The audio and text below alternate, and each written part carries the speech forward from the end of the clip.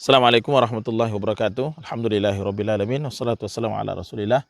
Saudaraku kaum muslimin yang berbahagia dan jamaah Noah Travel yang saya hormati, insyaallah kita lanjutkan kembali fikir Ramadan kita, dan di pagi hari ini kita akan membahas yaitu salah satu sunnah yang sangat dianjurkan di dalam berpuasa ini adalah makan sahur.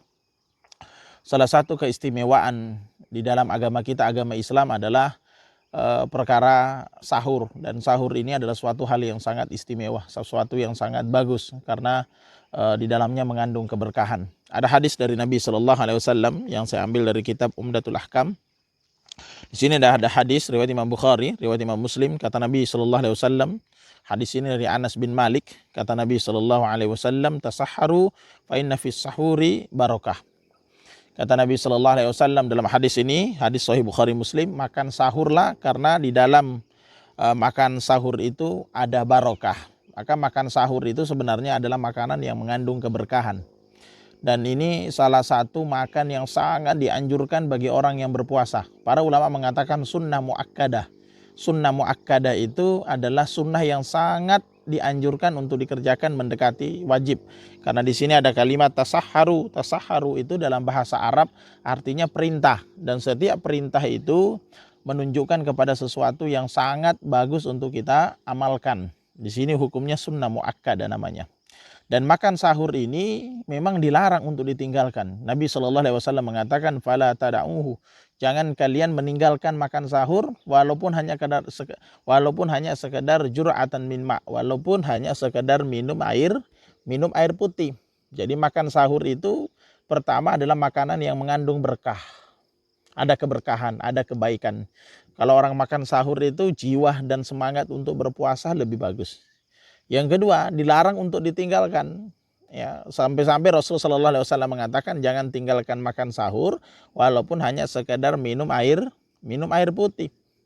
Dan orang yang mungkin ada beberapa orang yang dia memang malas untuk makan sahur karena mungkin perutnya belum terbiasa makan di waktu petang, di waktu pagi sekitar jam 3, jam 4, maka cukup dia bangun dan dia minum air putih, atau dia makan kurma 3 biji, atau dia makan roti 1, dan dia niatkan itu sebagai makanan sahur. Karena memang tidak boleh meninggalkan makan sahur sampai Nabi Shallallahu Alaihi Wasallam mengatakan walaupun hanya sekedar minum 1 teguk atau 2 teguk air putih. Kenapa? Karena kata Rasulullah Shallallahu Alaihi Wasallam, makan sahur ini sebagai perbedaan antara puasanya orang Muslim dan puasanya orang-orang di zaman dahulu, orang-orang Yahudi, Nasara, yang dulu mereka berpuasa, tetapi mereka tidak punya syariat sahur. Dan orang Islam ada syariat, disunnahkan dan sangat-sangat disunnahkan, dianjurkan untuk makan sahur. Dan saya ingin menyampaikan ada 3 yang harus diperhatikan ketika kita sahur. Yang pertama, makan sahur itu paling bagus mendekati azan. Paling bagus mendekati waktu azan. Makanya di sini di dalam buku ini dikatakan bahwa Nabi Shallallahu Alaihi Wasallam dulu, kata Anas bin Malik, tasahharna ma'a Rasulillah Shallallahu Alaihi Wasallam summa qama summa ila shalah. Di sini dikatakan Rasul Shallallahu Alaihi Wasallam dulu dia sahur, kemudian Rasulullah setelah sahur langsung ke masjid. Artinya kalau kita makan sahur, yang paling bagus yang mengandung berkah tadi adalah makan sahur yang mendekati waktu azan. Jadi kalau misalnya antara sahur dengan azan itu jaraknya setengah jam. Jadi dekat ya. Jangan makan sahur tengah malam. Ini tidak mengandung keberkahan karena tidak sesuai dengan sunnah yang diajarkan oleh Nabi Shallallahu Alaihi Wasallam. Atau makan sahur lepas isya, itu nggak bisa. Ya, bagusnya itu sahur adalah mendekati waktu azan, ya, 30 menit atau 40 menit atau mungkin menjelang waktu azan. Sehingga poin yang kedua ini adalah selesai kita makan sahur itu tidak boleh tidur. Karena dalam hadis ini dikatakan selesai makan sahur Rasulullah Shallallahu Alaihi Wasallam langsung ke masjid. Ya, kalau sekarang tidak ada masjid yang terbuka di Singapura, maka selesai makan sahur itu langsung persiapan untuk sholat. Ya, mungkin baca Al-Quran, setelah baca Quran beberapa menit, azan, setelah azan langsung sholat fajar, setelah sholat fajar langsung sholat subuh. Maka ini poin yang kedua. Poin yang ketiga, makan sahur ini adalah makan yang memang didoakan para malaikat. Sampai-sampai Nabi Shallallahu Alaihi Wasallam mengatakan, innal malaikata yusalluna 'alal mutasahhirin. Kata Nabi Shallallahu Alaihi Wasallam, orang yang makan sahur ini adalah orang yang didoakan malaikat. Ya, makanya waktu yang bagus untuk berdoa itu waktu sahur. Ada di dalam tafsir Al-Quran, ada di dalam hadis Nabi Shallallahu Alaihi Wasallam bahwa salah satu waktu yang bagus untuk berdoa adalah ketika kita bangun sahur. Maka ketika kita bangun sahur, bangun, lalu kita bersenang hati karena kenapa? Ketika kita makan sahur itu didoakan malaikat. Innal malaikata yusalluna 'alal mutasahhirin.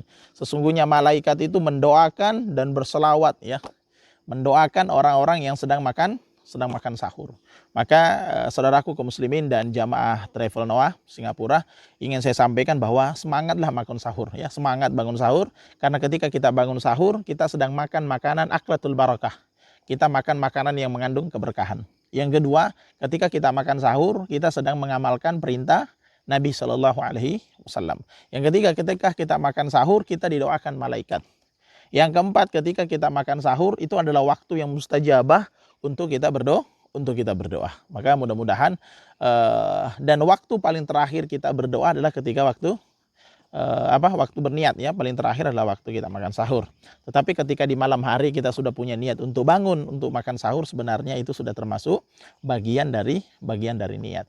Barakallahu fikum. Mudah-mudahan di puasa yang kedua di pagi hari ini semangat kita kerjakan, dan jangan lupa selalu bangun untuk makan sahur. Dan saya ingatkan untuk istri-istri, walaupun Anda dalam keadaan haid, maka tetap bangun untuk makan sahur. Maka anak-anak kita, kalau misalnya dia tidak berpuasa, tetap dia bangun makan sahur. Anak-anak kita yang kecil-kecil, kalau dia bisa bangun makan sahur, silakan bangunkan untuk makan sahur. Istri kita yang sedang haid, mungkin istri nomor 1, istri nomor 2, ya istri nomor 3, istri nomor 4, nah bangunkan semua makan sahur. Karena di dalam sahur itu ada barokah. Termasuk orang tua yang dia mau tidak berpuasa karena sudah tua, kalau dia mau bangun makan sahur, boleh bangun makan sahur. Tetapi yang paling bagus makan sahur adalah orang yang akan berpuasa. Tapi kalau mau semuanya bangun makan sahur, maka diperbolehkan semuanya makan sahur. Sekian dari saya, mudah-mudahan bermanfaat dan mudah-mudahan kita selalu mengamalkan sunnah Nabi Shallallahu Alaihi Wasallam. Assalamualaikum warahmatullahi wabarakatuh.